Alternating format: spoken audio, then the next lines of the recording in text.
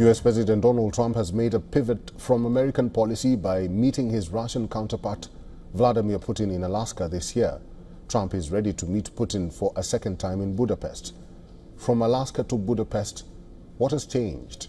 Will the Budapest meeting put an end to the Russia-Ukraine war? Here's a report.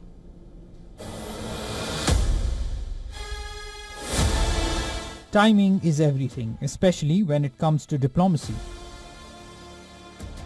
Just when the White House opened its doors to meet Ukrainian President Volodymyr Zelensky, Russian President Vladimir Putin and US President Donald Trump had a lengthy discussion. While talking to Putin, Trump was also posting on his social media. In a new twist, Trump announced his call to meet the Russian president in Budapest, since Trump took to the Oval Office for the second time. The two leaders have dialed each other multiple times. These conversations marked a U-turn from America's policy to isolate Russia. Trump even touted a breakthrough in March when he announced a Black Sea truce between Russia and Ukraine. The truce was supposed to last for 30 days, but it was barely effective for 2 weeks, with each side blaming the other of violating the agreement. Strike, counter-strike. Trump's Black Sea ceasefire spiraled into an energy war. In his efforts to convince Putin to halt his fire, the two leaders finally met face-to-face in August.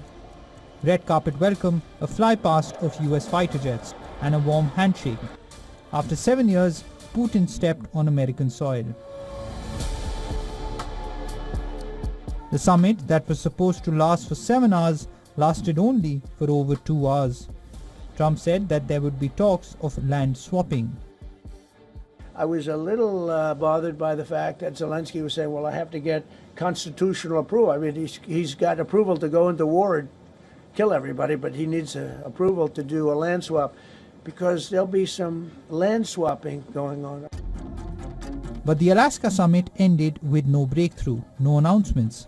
Hours after the Alaska meet, Russia fired nearly 100 drones on Ukraine, causing death and destruction, and Russian forces have continued to claim Ukrainian settlements on the eastern front, trying to gain full control of the area along the western front of Zaporizhia and Kherson. Putin's key demand includes that Kyiv should surrender the parts of the Donbas area it still controls, a condition unacceptable to Zelensky.